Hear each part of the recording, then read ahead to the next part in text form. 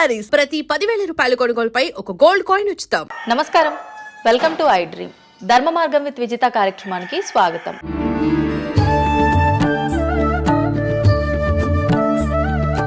ప్రస్తుతం మనతో పాటు ఉన్నారు ప్రముఖ జ్యోతిష్యులు వేణుస్వామి గారు. ఇప్పుడు వారితో మాట్లాడి మరిన్ని విషయాలు తెలుసుకుందాం. ముఖ్యంగా మనకెన్నో సందేహాలు ఉంటూ ఉంటాయి, వాటి గురించి అడిగి తెలుసుకునే ప్రయత్నం చేద్దాం.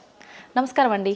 నమస్తే తల్లి. ఓం నమో వెంకటేశాయ. వెంకటాద్రి సంస్థానం బ్రహ్మాండే నాసికించిన వెంకటేశ సమోదేవో నా భూతో నా భవిష్యతి. ఇప్పటి వరకు కూడా రకరకాల విపత్తులు అయితే మనం చూసాం. గత ఉగాది మన కొత్త సంవత్సరం నుంచి కూడా ఇప్పటి వరకు చాలా విపత్తులు చూసినాం. అంటే పంచభూతాల్లో ఒక్కొక్కటి ఒక్కొక్క ప్రళయంగా, అగ్ని ద్వారా కావచ్చు, గాలి ద్వారా కావచ్చు, రకరకాలుగా. ఇప్పుడు ఈ గ్రహాల మార్పుల వల్ల ఏవో రాబోతున్నాయని, మొన్న రీసెంట్గా బ్రహ్మంగారి ఇల్లు కూలింది అని, అంటే ఎక్కడ ఏ మూలన ఏం జరిగినా కూడా దాన్ని ప్రతి ఒక్కదానికి లింక్ చేసి దానివల్ల ఏదో దుష్ప్రభావాలు రాబోతున్నాయి, దీనివల్ల ఇబ్బందులు పడబోతున్నారని చెప్తున్నారు. మరి ఈ 2026 మనమైతే ఉగాది నుంచి చూసుకుంటాం, కానీ ఆంగ్ల నూతన సంవత్సరం రాబోతోంది. దీని ద్వారా మనకు ఉగాది వరకు ఈ మధ్య కాలంలో ఎలా ఉండబోతోంది, గ్రహాలు రాశుల పరంగా చూసుకుంటే, పంచభూతాల పరంగా చూసుకుంటే, తర్వాత మనకి సంవత్సరం మారిన తర్వాత ఎలా ఉండబోతోంది. 20 నిమిషాలు ఆడుకుందామనే ప్రయత్నం చేసిన నీకు ఇప్పుడు చిన్న ఫినిషింగ్ టచ్ ఇస్తా. అసలు నువ్వు జనవరి 1కు ముందు నా దగ్గరికి ఇంటర్వ్యూకి ఎందుకు వచ్చినావు? ఎందుకు రావు? ఉగాది కదా నువ్వు రావాలి. ఉగాదిది సపరేట్, అప్పుడు కొత్త పంచాంగం దృష్ట్యా ఇది సపరేట్. క్వశ్చన్ లేదు. ఎందుకని? తప్పు. దీనికి ఆన్సర్ చెప్పినాకనే ముందరకు పోవాలి మనం. ఉగాది 2026 మార్చి 19 నాడు శ్రీ పరాభవన సంవత్సరం వస్తుంది. దానికి కదా మనం పంచాంగం తీసుకోవాలి. నేను ఎందుకు ముందుగా వచ్చానంటే నేను దానికి ఆన్సర్ చెప్తా. మీరు ఎట్లాగో బిజీ పూజల్లో, మళ్ళీ నాకు అవకాశం దొరుకుతుందో లేదో తెలియదు. కాదు కాంపిటీషన్ జీవితములో నిన్ను నువ్వు నిలబెట్టుకోవడానికి కొత్తదనాన్ని ఎంచుకొని నిన్ను నమ్ముకున్నటువంటి ఓనర్కు నీ పూర్తి కర్త కర్మ క్రియ నీ రిజల్ట్ను ఇవ్వడానికి నువ్వు చేస్తున్నటువంటి ఒక ప్రయత్నం, నిన్ను నువ్వు జనాల్లో కొత్తగా ప్రొజెక్ట్ చేసుకోవడానికి చేస్తున్నటువంటి ప్రయత్నం. అదే ప్రయత్నం వేణుస్వామి చేసిండు కామాఖ్య విషయంలో. అమ్మా ఇట్లొచ్చారా? అర్థమైందా? కాబట్టి జనాల్లో కొత్తదానంలో కొత్తగా వస్తే నువ్వు గదే యాంకరింగ్ నేర్చుకున్నావు, గాయన గదే అడ్వకేట్ చదువుకుండు, గా టీవీ ఛానల్ గదే చేసింది. మరి గా టీవీ ఛానల్ ఏమో ప్రైమ్ టైమ్ స్లాట్ 2 లక్షలు ఎట్లా పోతుంది? పనికి వాళ్ళ చిన్న ఛానల్ 2,000 ఎందుకు పోతుంది అంటే, వాళ్ళు కష్టపడడానికి వాళ్ళు చేసిన స్టింగ్ ఆపరేషన్లు కావచ్చు, వాళ్ళు జీవితాన్ని నాశనం చేసిన విధానం కావచ్చు, వాళ్ళకి ఆ పేరు వచ్చింది. సో అట్లనే వేణుస్వామి కష్టపడి ఈ స్థాయికి రావడానికి వేణుస్వామికి అంటూ ఒక బ్రాండ్ ఉన్నది. సో రెండవది, ఇదే సంవత్సరం ఇదే ఛానల్లో 2025 శివ అనే ఒక యాంకర్ కు నేను ఇంటర్వ్యూ ఇచ్చిన. అందులో చాలా విషయాలు చెప్పిన. ఏమేం చెప్పిన? ఈ సంవత్సరము రైలు ప్రమాదాలు ఎక్కువ అని చెప్పిన, విమాన ప్రమాదాలు ఎక్కువ అని చెప్పిన. చెప్పంగా వెనకకెంచి వచ్చి వీరికి పని పాట లేదు, వీడు పొద్దుగాలు లేస్తే నెగిటివే మాట్లాడతాడు అని తిట్టిరు నన్ను. మరి అయినప్పుడు ఒక్కడన్నా పెట్టడేంద్రా? పెట్టాలే కదా. ఎందుకు పెట్టారు అంటే, చివరికి జ్యోతిష్యం చెప్పుకునే స్వేచ్ఛ కూడా మా బొందకు లేకుండా చేసిరు. జ్యోతిష్యంలో అరే ఇప్పుడు నా సొంత కవిత్వం కాదు, ఎవరిని అడిగినా చెప్తారు. ఈ సంవత్సరం గురువు అధిపతి కమాండర్ కేతువు అన్ని క్లియర్గా ఉన్నాయి. కేతువు అంటే మోక్షకారకుడు, భక్తికారకుడు. ఈ సంవత్సరం 2026లో ఎక్కడైతే జనాలు గుమిగూడు ఉంటారో అక్కడ ప్రాబ్లమ్స్ వస్తాయి. అది రేపు జరగబోయేటువంటి పుష్కరాలు కావచ్చు, రేపు జరగబోయే సమ్మక్క సారక్క పండగ కావచ్చు, లేకపోతే దేవాలయాల్లో ముక్కోటి ఏకాదశి కావచ్చు, ఎక్కడైతే భక్తి భావం ఉంటుందో అక్కడ చాలా పెద్ద పెను ప్రమాదాలు సంచలనాలు జరుగుతాయని శాస్త్రం చెప్తుంది. శాస్త్రం చెప్పినప్పుడు ఆ శాస్త్రాన్ని వేణుస్వామి చెప్తున్నాడు.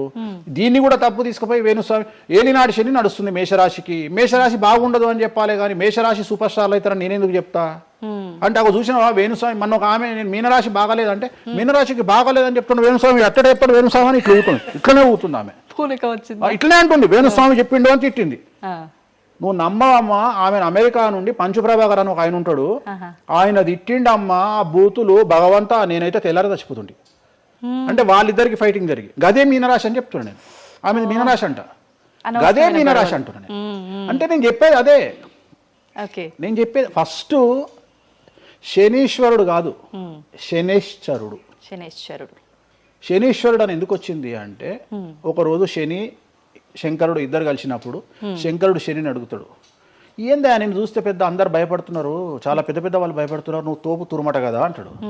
అంటే నేను తోపు తురుమా కాదా, రేపు చెప్తా నీ సంగతి అంటాడు. ఎవరు? శని ఈశ్వరుని అంటాడు. అంటే ఏంది అంటే, రేపు నీ టైం వచ్చింది, నీ సంగతి ఏందో చెప్తా అంటాడు. అంటే తెల్లవారి పొద్దున సూర్యోదయానికి శంకరుడు పోయి ఒక చెట్టు తొర్రలో దాచుకొని సాయంత్రం సూర్యాస్తమయం వరకు చెట్టు తొర్రలోనే ఉంటాడు. ఉండి బయటకు వస్తాడు. బయటకు వచ్చిన తర్వాత శని ఎదురుపడితే నన్నేమో చేస్తా అన్నావు కదా, ఏం చేసినావు అంటాడు. అంటే నువ్వు లయకారకుడివి, ప్రపంచాన్ని శాసిస్తావు, ముల్లోకాలను శాసిస్తావు, అట్లాంటి నిన్ను తీసుకుపోయి సూర్యోదయం నుండి సూర్యాస్తమయం దానిక చెట్టు త్వరలో దాచిపెట్టిన, ఇంతకంటే నేను చేసేదే ఉంది అంటాడు. ఆట మొదలు పెట్టేశాడు అక్కడ ఆల్రెడీ. అప్పటి నుండి ఆయనకు శనీశ్వరుడు అని పేరు వచ్చింది. Okay okay. సో ఇది జరిగింది శంకరుడికి కూడా జరిగింది, రాముడికి కూడా జరిగింది. సో ఏలినాటి శని పీరియడ్లో, షష్టమ శని పీరియడ్లో బాధలు పడేటువంటి పరిస్థితి ప్రతి ఒక్కళ్లకు ఉంటుంది. రెండవసారి ఏలినాటి శనిలో మరీ దరిద్రంగా ఉంటుంది. కలియుగంలో దాని తీవ్రత చాలా ఎక్కువగా ఉంటుంది. కలియుగంలో ఫిజికల్ కంటే మానసికమైన దెబ్బలు చాలా ఎక్కువగా ఉంటాయి. జనాలు కొట్టే దెబ్బలు చాలా ఎక్కువగా ఉంటాయి. నరఘోష వల్ల తినే దెబ్బలు చాలా ఎక్కువగా ఉంటాయి. కలియుగ దైవమైనటువంటి వెంకటేశ్వర స్వామి వారికే ఎన్నో రకాల పూజలు చేసి దిష్టి తీయడానికి ప్రయత్నం చేస్తున్న సందర్భంలో ఆఫ్టర్ ఆల్ మానవుల మనమెంత. సో మన మీద ఎన్నో రకాల దుష్ప్రయోగాలు ఉంటాయి, ఎన్నో రకాల నరఘోషలు ఉంటాయి. సో ఇవన్నీ జనాలకు తెలియజేయాల్సిన బాధ్యత ఒరిజినల్ పండితుడిగా, ఒరిజినల్ జ్యోతిష్కుడిగా నా మీద ఉంది.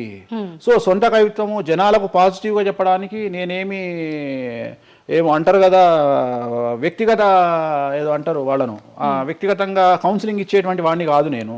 సో నేను శాస్త్రం ఏం చెప్పిందో నేను దాన్ని మాత్రమే జనాలకు చెప్పడానికి నేను ఇక్కడ ఉన్నా. అంతేగాని క్యాన్సర్ వచ్చిన పట్టుకుని నీకు ఏం లేదు అని చెప్పి వాడిని ఇంటికి పంపించి 2 రోజుల తర్వాత సచ్చేటట్టు చేసేటువంటి నీచుడిని నేను కాదు. క్యాన్సర్ వస్తే క్యాన్సర్ వచ్చింది, ధైర్యంగా బతుకు, ఇంకా బతుకు, నీ కోరికలు తీర్చుకో, అన్ని కోరికలు తీసుకొని సావు అని చెప్తా. రెండవది, అన్ని తిని 60 ఏళ్ళు పోతే ఏం తినకుండా 80 ఏళ్ళు బతికితే లాభం లేదు. సో కలియుగంలో ఇవన్నీ సమస్యలు చాలా తీవ్రంగా ఉంటాయి. భార్యాభర్త కారులో పోతే పక్కింటోడు ఏడిస్తాడు, మంచి కారు కొనుక్కుంటే ఏడిస్తాడు, ఒక పిల్లగాడు మంచి ఉత్తీర్ణత శాతంలో పాస్ అయితే ఏడిస్తారు, మంచి ఉద్యోగం వస్తే ఏడిస్తారు, ఒక పొలిటికల్ బాగుంటే చస్తాడు, ఒక యాంకర్కు డబ్బులు వస్తే చస్తాడు. సో ప్రతి దగ్గర ఏడుపు ఏడుపు ఏడుపు, జలసు అనేటువంటిది రాజ్యమేలుతున్నటువంటి సందర్భంలో తెలుగు రాష్ట్రాలలో అది పీక్ స్థాయిలో ఉండేటువంటి పరిస్థితులలో నిజాలు చెప్పి జనాలని భయానికి దూరంగా ఉంచాల్సినటువంటి బాధ్యత నాది, జరగబోయే నష్టం నుండి కాపాడాల్సినటువంటి బాధ్యత నాది అని ఇంతమంది రాళ్ళేసినా, ఇంత చెండాల పనులు చేసినా, వ్యక్తిగతంగా నన్ను విమర్శలు చేసినా నేను ఎవరిని వ్యక్తిగతంగా విమర్శించడం లేదు. ఎందుకంటే ప్రతి ఒక్కడి ముడి కింద ఖచ్చితంగా సమస్యలు ఉంటాయి. ఈ శుద్ధపూస ఎవడూ కాదు. నాకంటూ నెల రోజులు పక్కకు తీస్తే ఒక్కొక్కటి జాతకాలు చెప్పగలుగుతా అందరివి. నేను వాటి జోలికి బోదలుచుకోవట్లేదు. శాస్త్రం ఏం చెప్పిందో శాస్త్ర ప్రామాణికంగా నేను జనాలకు తెలియజేయాలని కోరుకుంటున్నా. సో లాస్ట్ ఇయర్ ఎట్లా జరుగుతుందో 2025లో అనుభవించిన కష్టం కంటే 2026 ఎక్కువ, 2026 కంటే 27 ఎక్కువ, 27 కంటే 28 ఎక్కువ. 2025 నుండి 28 వరకు సమాజంలో ప్రకృతిలో జరిగే సంఘటనల తీవ్రత చాలా ఎక్కువగా ఉండబోతా ఉంది. ప్రకృతి పరంగా, సామాజికంగా, అగ్ని ప్రమాదాల పరంగా, వాహన ప్రయాణాల ప్రమాదం, చాలా రకాల సమస్యలు ఈ సంవత్సరం ఉండబోతున్నాయి. ఓకే, రాశుల పరంగా ఎలా ఉంటుందండి? సో ఈ సంవత్సరము